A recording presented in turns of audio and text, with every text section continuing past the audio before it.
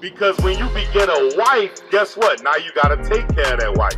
You got to take care of that wife spiritually. Right. You got to take care of that wife mentally. Right. And you got to take care of that wife physically. Right. She's supposed to come to you for her needs. Right. But if there's girlfriend and boyfriend, guess what? There's a lot of fornication going around. Right. A lot of mixed signals going around. Right. That's why there's no peace in the house.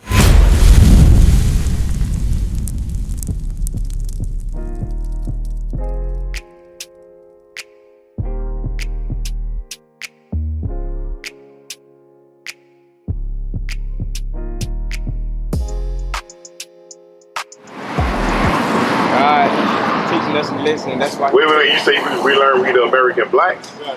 Okay, all right. The American blacks are the so-called American blacks are really from the tribe of Judah. Okay, good. What else? Stuff like that. Put us to this. What's the this? It's the. What is it called? Slavery. Okay. All right. What else?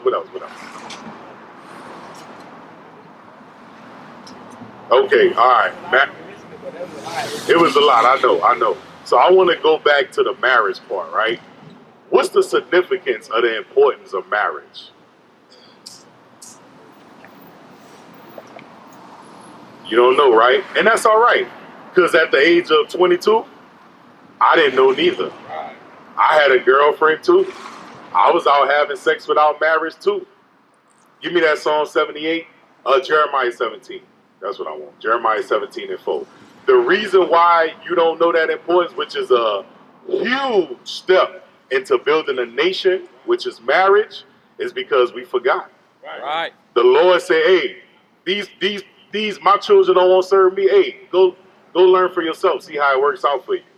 And ever since we've been learning by ourselves, we've just been getting ourselves in more trouble, deeper problems, a lot of confusion, a lot of drama. And it's to the point where we have come to accustom to it and we look for drama. Sometimes in our lives, drama brings us peace. That's called toxicity.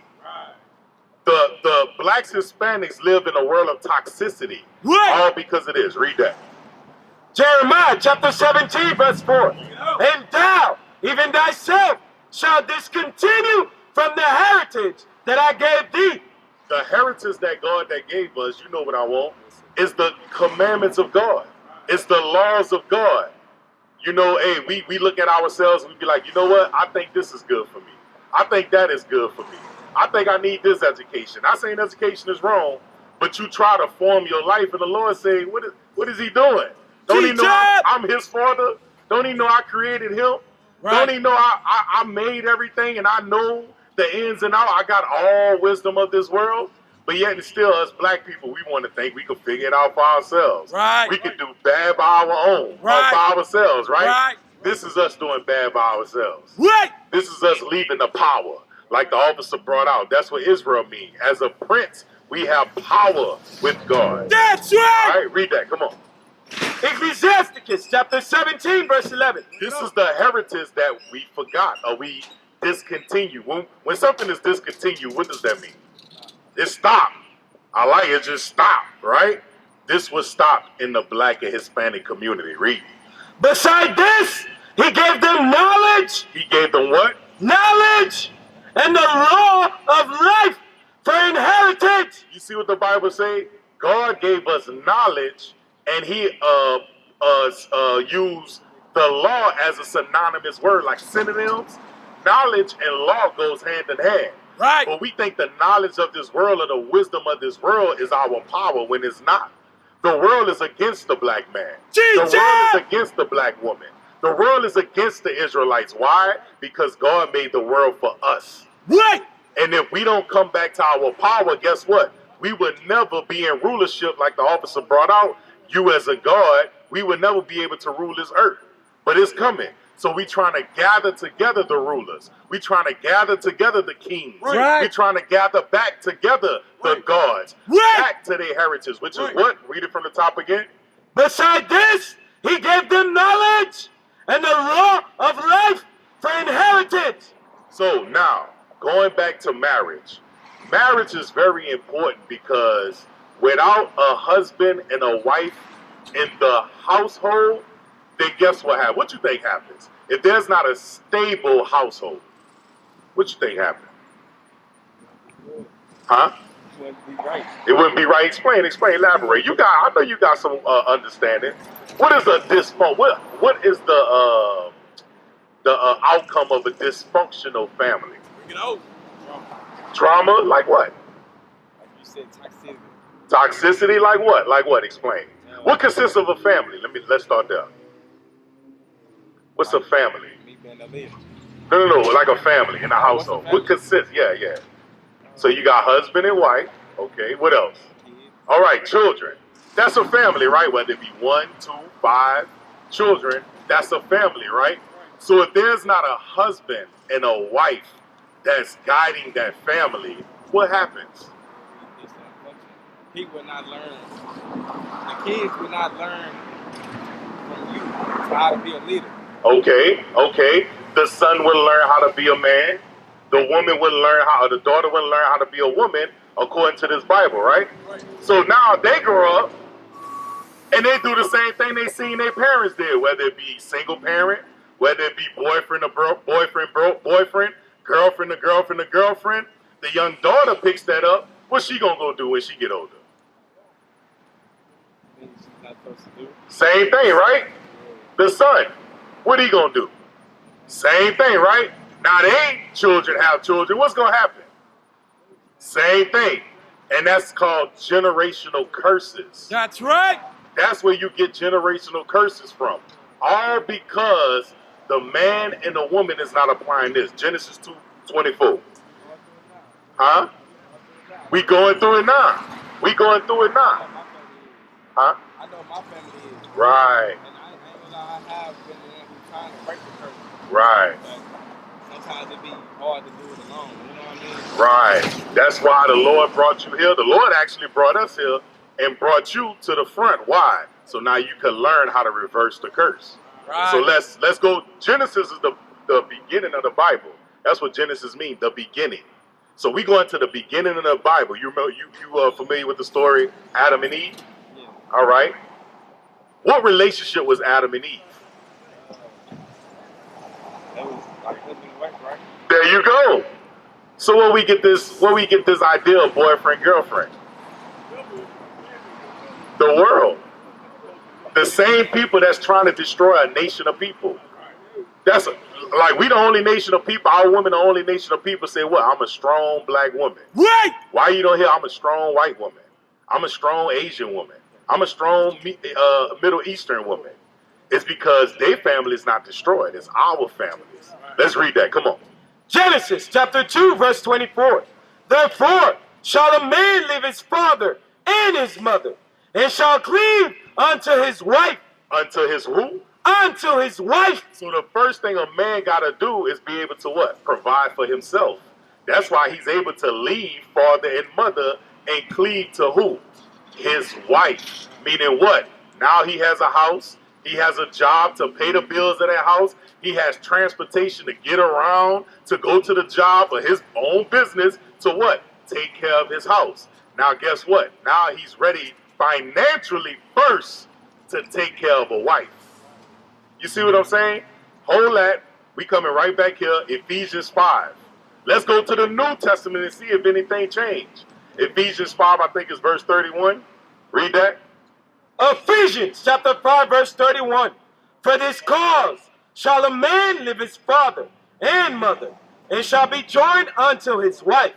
Nothing changed in the New Testament. It's always been husband and wife. That makes sense? Because watch this. I'm gonna ask you something. You work, right? You pay your taxes, right? Okay. On your taxes, where it says relationship or job or whatever, where it asks you your relationship, what you put?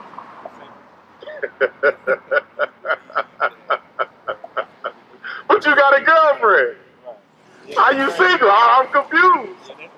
Teacher! You see that? So you subconsciously saying, hey, I ain't married.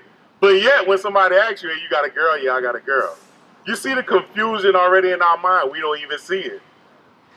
So the Bible is telling you there's no relationship outside of husband and wife, and not the new age husband and wife. Well, I used to be a girl and blah. None of that foolishness. If you was born a boy, you're gonna grow up to be a man. Right. If you was born a girl, you're gonna grow up to be a woman. Right. That's it. There's no science or nothing else to go from. So that man grows up to be that boy grows up to be a man who eventually becomes a husband. That girl grows up to be a woman who potentially becomes a wife. Right. So we read Old Testament, New Testament, Sirach 36:24, that what? We must have husband and wife. Right. That's the foundation of a household. Right. But a husband and wife according to what? We're going to get that in a second. That's what I want. Come on. Ecclesiasticus chapter 36, verse 24. He that getteth a wife begetteth a possession. Read that again. He that getteth a wife begetteth a possession. So in the black community, if we don't understand that a wife and a husband, Hispanic community too, a husband and a wife is ordained of God, then we already taking the wrong route. We already destroying our children. And henceforth, we already destroying our community. Read that again. He that getteth a wife begetteth a possession. Because when you beget a wife, guess what? Now you got to take care of that wife. You got to take care of that wife spiritually. Right. You got to take care of that wife mentally. Right. And you got to take care of that wife physically. Right. She's supposed to come to you for her need. Right. But if there's girlfriend and boyfriend, guess what? There's a lot of fornication going around. Right. A lot of mixed signals going around. Right. That's why there's no peace in the household. You get Right. that, Keith? There's no peace in the household because it's so many different voices and different spirits that's coming together, sexually, spiritually, and now guess what? Your house is out of order. You wonder why your girl come home mad and come home upset? Why you leaving, bro? Why you leaving?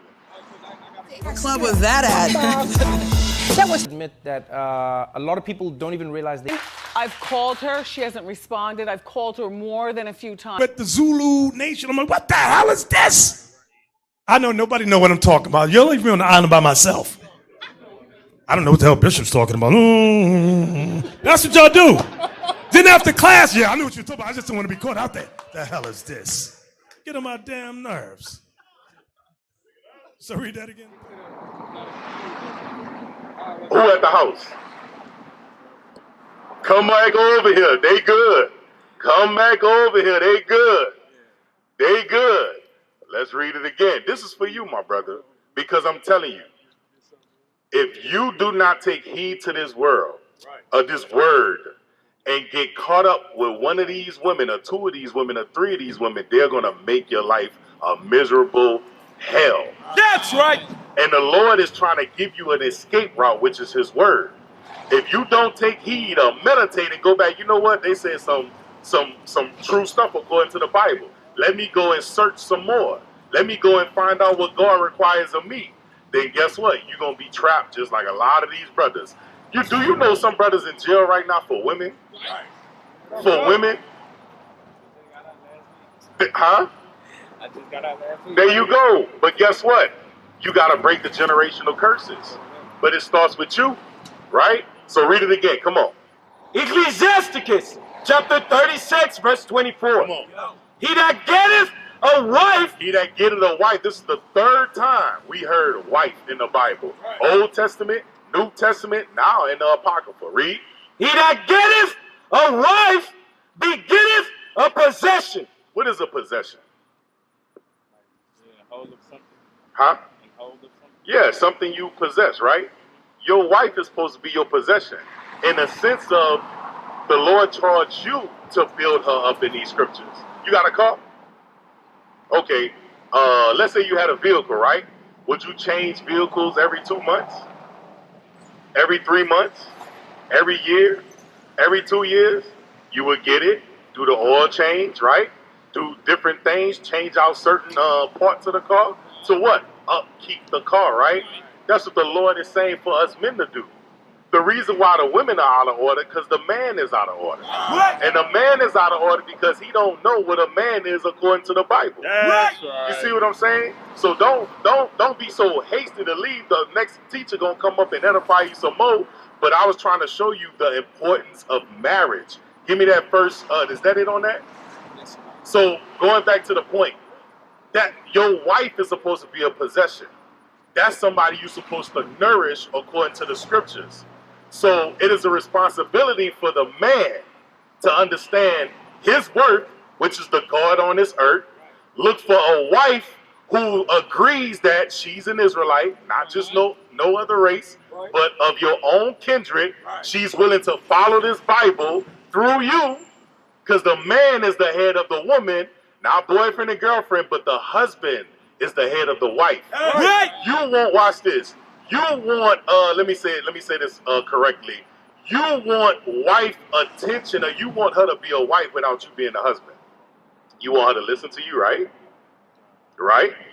How can you do that if she's not your wife?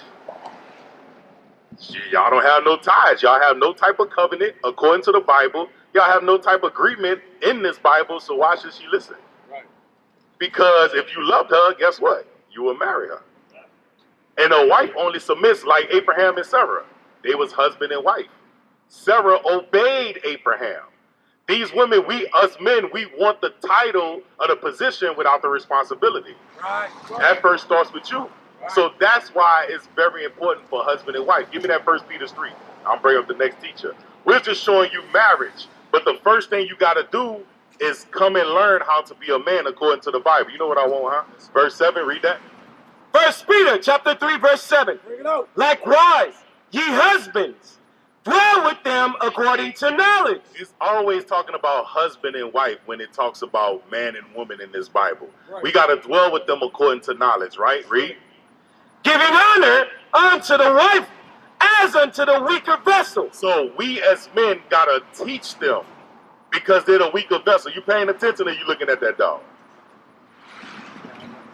How would you feel if your girl you trying to tell her something, and she just, yeah, whatever, scrolling on TikTok, flipping through her favorite channels, close the door in your face? How would you feel? Disrespected, right? Go ahead. How would you feel? Disrespect. Christ is talking to you. Right. Because he's your head. He's all of our head, the men.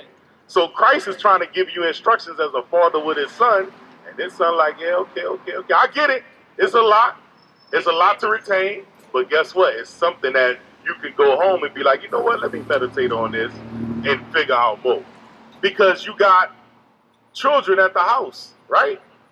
That you father, right? They came out your loins, right? So shouldn't you owe them a duty and a responsibility to teach them the commandments? Because you don't want to you got a son? You don't want them to end up in jail, right? So how can you stop that? By applying what this Bible says. First in your spirit, then into theirs, right? So come on, read it. Likewise, ye husbands, dwell with them according to knowledge. What's the knowledge? The Bible. Dwell with them according to the Bible, right? Read. Giving honor unto the wife as unto the weaker vessel. Read. And as being heirs together. As being what? As being heirs together. Boyfriend and girlfriend cannot be heirs together. Together is two becoming one. Boyfriend and girlfriend cannot become one. I'm going to show you. I'm going to give you an example that we all can attest to. Have you ever asked your girl for her phone and she gave you lip about it? Like, why are you looking at my phone? Why you want to go through my phone? It's my phone, right? You wouldn't have to worry about that with a wife. If I ask my wife right now, let me see your phone. Yes, sir. But how can you get that obedience if you don't even want to make her your wife? All the little drama that you could stop if you just start to get yourself right first. And now, guess what? In process of time, the Lord can bring you a righteous wife. Right. How do you even know if she loves you or not? Exactly. So why are you living your life just to and fro unknowing? You know that she'll love you and she'll obey you because she loves Christ and God. You see what I'm saying? If she see you smoking, guess what? She's righteous. Hey, husband or whatever. Husband. We're not supposed to be smoking according to the Bible. That's love. Did you know that? That's love. Instead of seeing you get drunk or get high, get drunk too. Hey, husband, you had a little bit too much to drink last night. The Bible says don't get drunk. That's how she'll love you. Hey, husband, while you go out to do the work, I'm going to be at home taking care of the kids, maintaining your house. That's how you know she love you. But how do you know what love is coming from a wife if you don't even know what it takes to be a husband? You see what I'm saying? So there's a lot that goes into this Bible. Finish it out and bring up the next teacher. Come on. Likewise, ye husbands, dwell with them according to knowledge, giving honor unto the wife, as unto the weaker vessel, and as being heirs together of the grace of life, that your prayers be not hindered. So God say a husband and wife, that's the prayers I'm going to listen to. That's keeping these commandments, that's following the order, God, Christ, man, woman, children. Those prayers I'm going to listen to. Those, they're going to get the kingdom because they're following Christ through being a husband and wife. And they building a righteous nation. Right. Because God say, hey, I know you love me when you love my children and keep my commandments. That's right. If you love your nation, you're going to start to present and show the example of what a righteous family look like.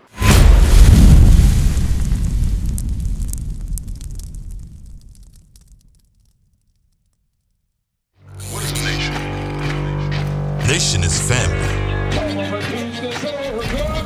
Nation is community. Nation is men leading by example. Nation is women's support. Nation is children with role models. Nation is unity. Nation is you.